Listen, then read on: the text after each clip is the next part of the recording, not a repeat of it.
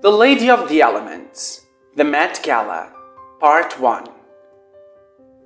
It was one of those hot spring afternoons in Upper Manhattan, and Eve Vander Fay, or Beautiful Eve as she was called, was spotted leaving the palace. Originally from London, Eve was the youngest of 5 fairy sisters who lived in the Fay court of Woods-upon-Sea, where her mother acted as Lady Commander. "Hey there, Eve!" shouted a voice. Eve turned to see who it was, only to find out a dozen paparazzi aiming their cameras at her. In an instant, the cliques filled the air. "What are you wearing today for the party?" asked the freckled man. "Lucci," she answered promptly, not stopping. "Is it true what they say?" asked another paparazzo. "If it is about me, it probably does." "Have you really been accepted then?" asked the freckled man. He was wearing a green suit and golden glasses, and Eve would have laughed if she didn't know better. "I don't understand your question, sir. I've never been denied anything in my entire life." Everybody laughed. For someone perfectly guilty, it was impressive what a perfect depiction of innocence Eve made herself appear. "But how could they know already?" Eve thought. "I have literally just heard it from my mother." "So it is true," the freckled man insisted. "You really have been accepted." With a smile that even models needed ears to perfect, Eve stopped in her iconic red carpet pose. "I'm sorry, I didn't quite get your name. Stephen, New York Times. Look, Steve, may I call you Steve?" She didn't wait for an answer. "Right now, all I care about is being on time for the Met Gala. It is rude to be late, and I'm almost on time." More guffaws followed. Eve paused one last time, fluttering her eyelashes, and turned away. As she walked, Eve recalled the amazing news she had got earlier as she prepared to leave for the palace. Her mother and all her sisters were hysterical on the mirror call. "Eve," her mother began, "I'm so proud. Just like your sisters, you will now have the honor of attending Avalon Academy. Do you understand how important this is to your family?" "Yes, mother," she answered with a smile. Her mother's approval meant the world to her. The photographers didn't seem to give signs to stop, and you couldn't blame them. Pearl glowing skin, fair golden hair, and eyes glistening green, the young fairy strolled along Fifth Avenue, enchanting anyone who bestowed upon her with that elegant silky tail dress resembling water as it fell shimmering on the floor.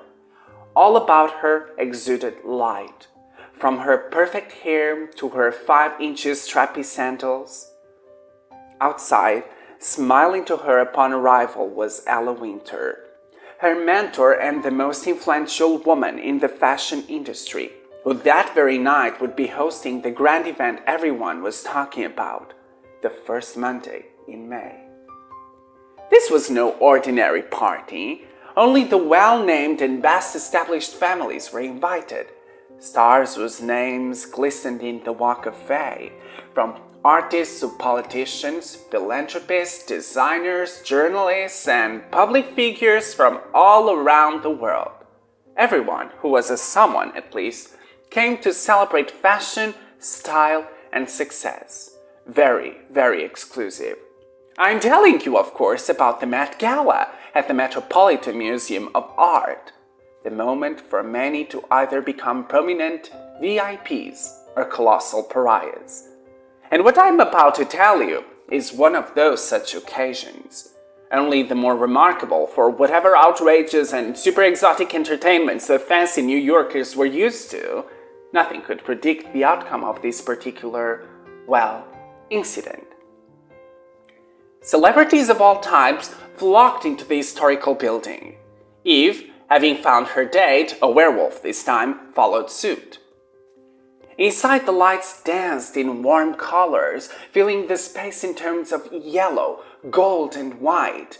Rich decorations perpetuated the glamorous atmosphere, only to be contrasted by indifferently original art pieces Ella and her protégé designers were so fond of.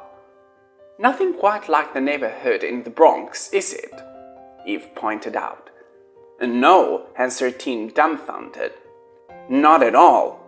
Tim lived in the other side of the city, where the most extreme and brutal werewolves kept their packs, and only members and specialized personnel were allowed in.